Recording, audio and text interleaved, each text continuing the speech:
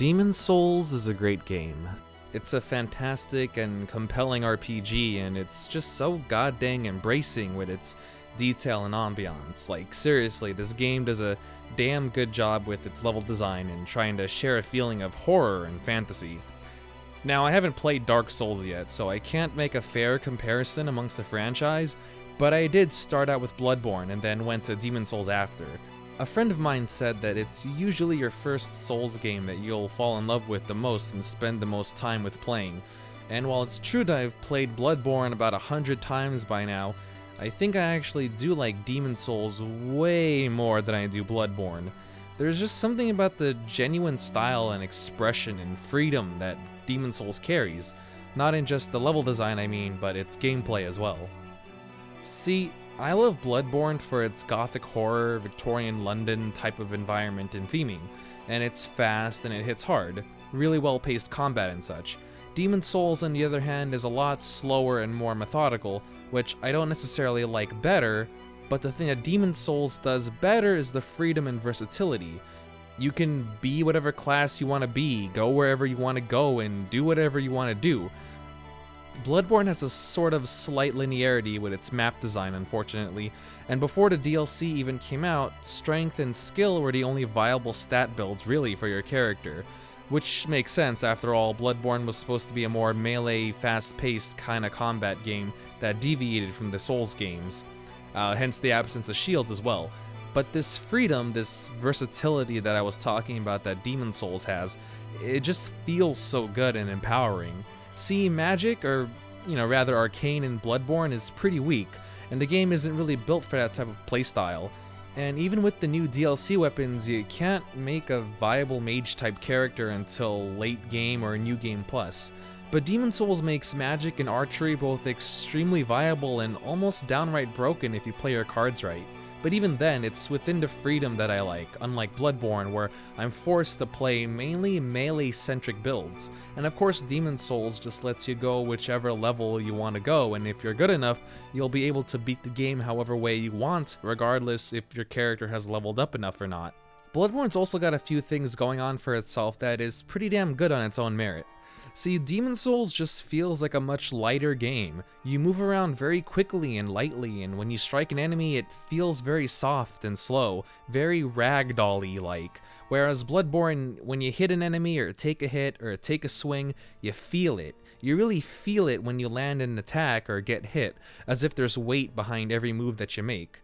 That kind of feeling is good, and that's something I can't wait to experience more of in Dark Souls 3. But again, I think the ability to use and play however you want in Demon's Souls makes up for some of its smaller shortcomings. Like, I feel like such a badass when I cast Firestorm or when I enchant my weapon with magical properties. It's just really damn cool, and because of that, I really feel like Demon's Souls is a much more RPG-oriented game. See, in Bloodborne, you're kind of forced to mainly use the starting gift weapons, and mainly stick with those for the most part, because unless you read where to pick up certain other weapons, you're somewhat committed to the weaponry you choose in the early portions of the game. I mean, of course, once you do find a certain weapon of your choosing, it just takes a few bloodstone items and such, but until you do, you're stuck with whatever you started out with for a while. So even if you choose an origin that focuses more so on blood tinge or on skill, you'll still be stuck with like the whip or something for a good quarter of the game, and it's even worse in the scenario of Arcane. Spells in Bloodborne are almost rare to pick up, and even harder to use if you don't have enough high arcane stat, but you won't be seeing many arcane weapons long before you pick up some of the first few hunter tools in the first place, so you wouldn't really know if you needed to pump your arcane stat or not, and if not, you'll be stuck using skill or strength at first as a sort of hybrid thing. And then once you have reached late game and gathered most of the hunter's tools, you'll already be nearing the end of the game and won't have as much time to enjoy using them.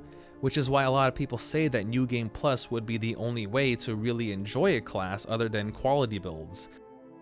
Demon's Souls lets you start off right with the basic equipment and spells if you wanted to be a mage, and then grants you the freedom of exploration in order to get the higher level stuff from there, instead of picking the mage class but not having any magic or wands available to use until you've completed 3 worlds. And it's even more severely nerfed in Bloodborne because there's no attunement or intelligence stat in Bloodborne.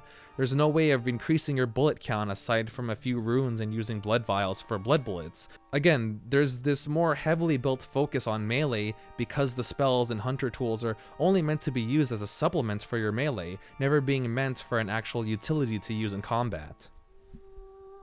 I'm not saying Bloodborne is a bad game by any means, I'm just saying that there are reasons that make me love Demon's Souls a lot more.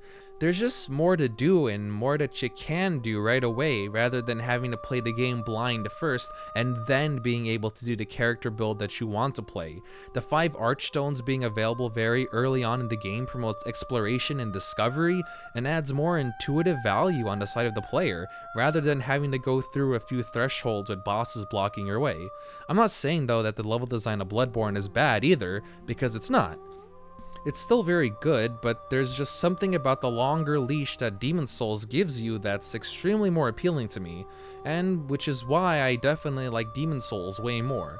But it's surprising, to be honest, to think that I would like this game more, especially considering I did play Bloodborne first and have invested more time into the game when comparing the amount of hours spent replaying and stuff.